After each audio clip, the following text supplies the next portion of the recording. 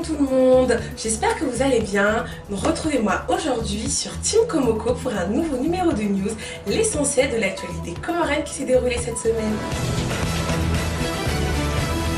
L'ancien président Ahmed Abdallah Sambi, critique de l'actuel président Inzali Assoumani, a été placé samedi 19 mai au soir en résidence surveillée afin de préserver l'ordre public selon une décision du ministère de l'Intérieur.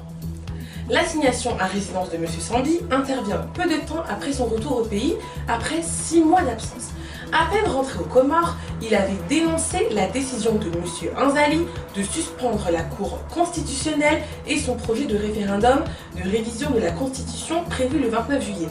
La suspension de la Cour constitutionnelle est une faute, a répété M. Sambi dimanche. L'actuel chef de l'État comorien n'a pas encore donné de détails sur la réforme institutionnelle qu'il envisage.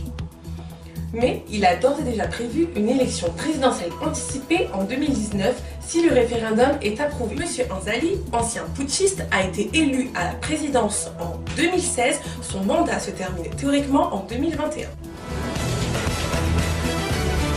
Le porte-parole général de l'ONU a tenu un point presse hier matin dans lequel il est revenu sur la situation des Comores. Dans son propos, on sent une mise en garde, pour ne pas dire une menace, pour les acteurs politiques et civils comoriens présents l'état de droit. Le secrétaire général exhorte le gouvernement, les partis politiques et tous les acteurs politiques ainsi que la société civile à faire tout leur possible pour respecter l'état de droit, les libertés individuelles, travailler à la préservation de la paix et la stabilité et promouvoir le développement et les progrès actifs.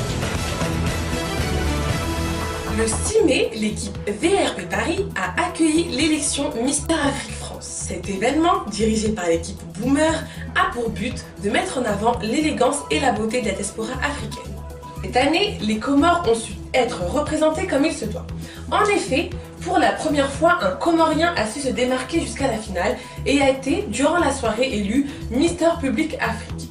Actuellement Mister Comore, Nassur Hamada, originaire de Mbenia Mahamé dans l'île de Ngazidja, a réussi à mobiliser un nombre considérable à l'événement ainsi que sur les réseaux sociaux.